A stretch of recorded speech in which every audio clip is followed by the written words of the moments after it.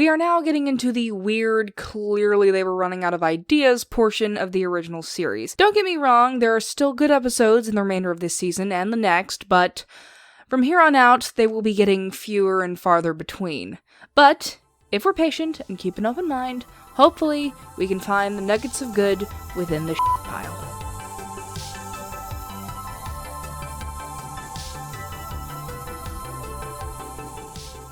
Kirk and the boys are visiting the planet where a younger Kirk led his first planet survey. Kirk remarks on how docile the inhabitants of the planet are. Absolutely no fighting among themselves. Remarkably peaceful and tranquil. Oh, take cover here!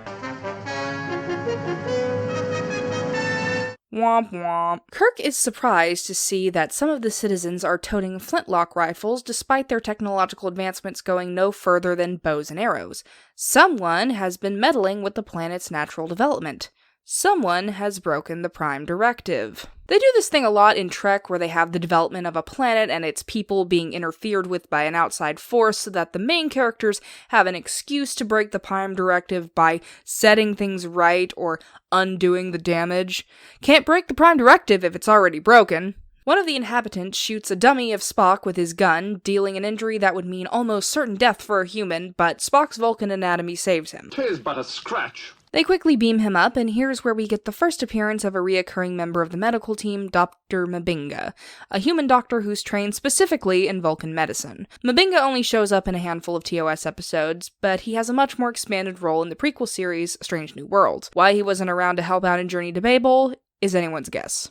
In sickbay, Mbinga determines that without replacements for Spock's damaged organs, they'll have to cross their fingers that Spock's Vulcan healing factor will do the work for them. If you're wondering, with all the future medical advances that Starfleet has at its disposal, including dermal regenerators, why can't the med team simply replicate new organs? Because plot. That's why.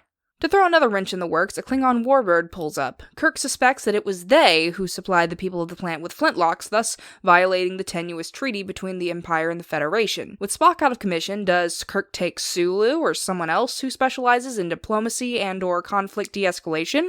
No, of course not. What show did you think you were watching? Kirk recruits his other bestie to beam down with him to go get to the bottom of things on the planet. Yep, this is a McKirk episode.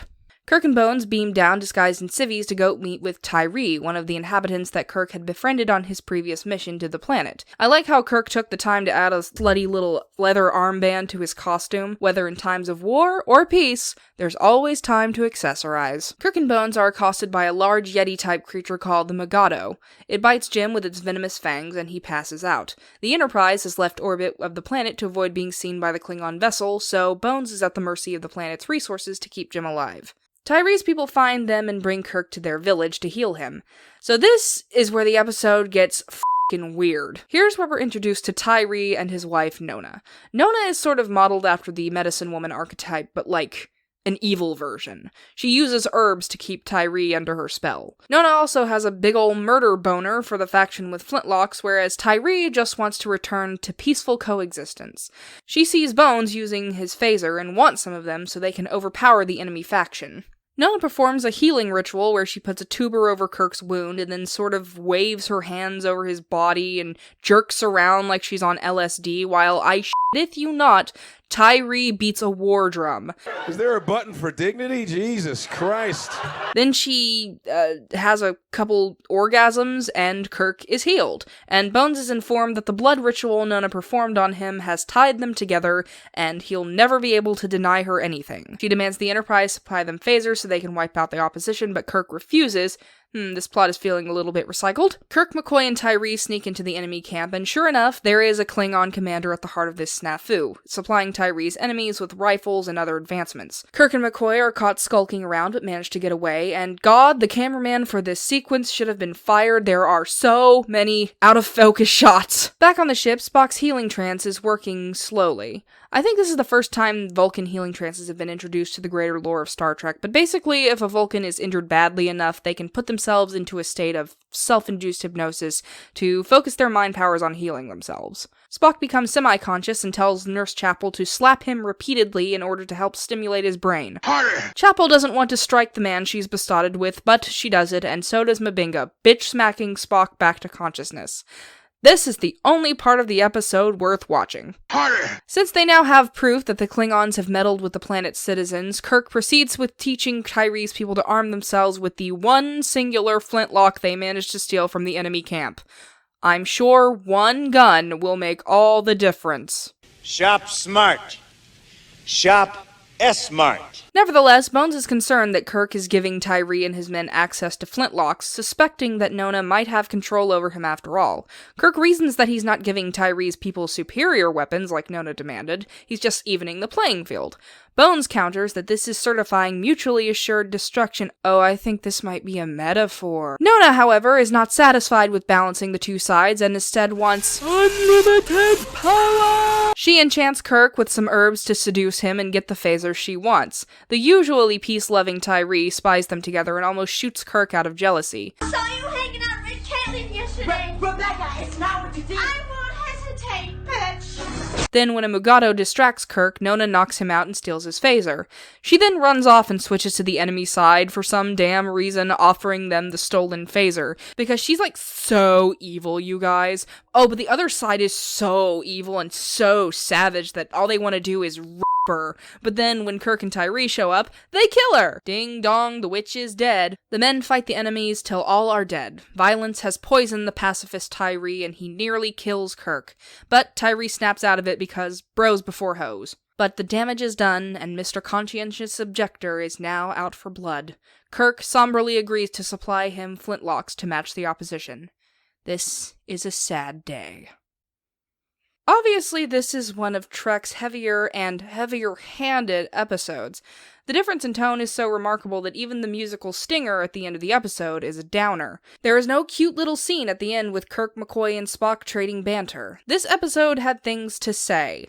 But how successful was it? Let's discuss. Despite the, not goodness, I have to at least compliment the production value of this episode. They managed to stretch a shoestring budget pretty far. I think the alien planet scenes that are shot on location instead of on a soundstage just look better, more believable, more immersive. The Mugato costume isn't terrible either, even if it's painfully obvious that it's just a modified gorilla costume. I'm pretty forgiving of low-budget costumes, because I will always prefer practical effects over CGI. It definitely beats whatever the hell was going on in the Galileo 7. The Mugato suit was designed by Janos Prohaska, the same person who built the Horta costume from The Devil in the Dark. Fun fact, the Mugato was originally named the Gumato, but Deforest Kelley kept up the pronunciation, so they decided to just go with it. There's also a marked difference in the costuming for the two warring factions. Tyree's people, armed with bows and knives, seem to be wearing sheepskins bound together with leather thongs, while the ones with guns are wearing more modern, if crude-looking garments. And then there's whatever Nona's wearing. Which Sesame Street character got skin to make that collar? They also helpfully color-coded the inhabitants so you don't get confused as to who the good guys are. Blonde equals good guy. Brunette equals bad guy. The episode itself makes a rather clumsy allusion to the Vietnam War, and this is a result of that comparison. Writer of the episode Don Ingalls originally conceived the leader of the Flintlock gang, Apella, to be a, quote, Ho Chi Minh type. This script went through extensive rewrites by Gene Roddenberry. Apparently, Ingalls was so insulted by the final product that he requested to be credited as Jude Crucis, a play on the words Jesus crucified? Yes, this motherfucker compared himself to Jesus H. Christ. The thing is, there's a halfway decent plot in there somewhere about the Klingons' potential interference in supplying advanced weapons to the bad guys and Kirk's ethical struggle with what to do about it. Kirk is supposed to be a representative for Federation ideals, particularly non-violence and non-interference. But since the Klingons did give the enemy faction the boomsticks, he has a moral imperative to intervene, not to mention the potential to restart the war with the Empire. It's all a very delicate predicament Kirk is in, and it could have been a well-told story if there wasn't this over-the-top, awkward character getting in the way of the narrative. To get to the good part of the story, you have to get around Nona. The driving force of the plot is also the plot's biggest hindrance. Nona is played by character actress Nancy Kovack, best known as Darren's evil ex-girlfriend Sheila in Bewitched, who gives a mixed performance. Sometimes she's fine, other times her dialogue is clunky and stilted, though that may be a result of playing off of Michael Witney as Tyree, whose performance feels totally flat and awkward the whole way through. And I'd be more than remiss if I didn't talk about how racist this character is. RIP comment section. Firstly, Nancy Kovack is white, yet they put her in brownface for some goddamn reason. It doesn't make any sense, because the other planet dwellers look varying shades of white. Why is the most evil character also the darkest? I wonder. More than just skin color, Nona is a hodgepodge of every negative stereotype about indigenous and Romani women known to man. I guess since she's an evil, bloodthirsty witch temptress, we might as well lean into racial coding while we're at it. She does evil magic, she uses her sexuality to control men, she's a traitor, and there's attempted sexual assault, because when a good innocent woman gets assaulted, it's a tragedy, but when it happens to an evil woman, it's her getting her just desserts. Bingo! I have racism bingo! Vietnam references aside, it's obvious that the Cold War is the bigger inspiration here. When debating the morality of supplying Tyree's people with boomsticks, Kirk says to Bones, "Okay, do you have a better way to end this conflict than balancing power and hoping neither side starts something? Because I'd love to hear it." And Bones is like, "No." And that's both the logic and the flaw in the logic of the episode. They wanted to address the existential conundrum of the Cold War, but they kind of don't have an answer. Because no one could come up with one at the time. How do you convince two superpowers to put down their metaphorical guns at the same time and agree not to pick them up again? You can't. It would take a literal act of God. The only thing the world could bank on was that neither side would ever fire, because it would mean killing the world for both America and the USSR. And luckily, that was a gamble that paid off. The world still stands. To quote Lindsay Ellis, "We do not appreciate just how close we came to nuclear annihilation." When writing a political allegory, it's not a good idea to pose a question you can't answer.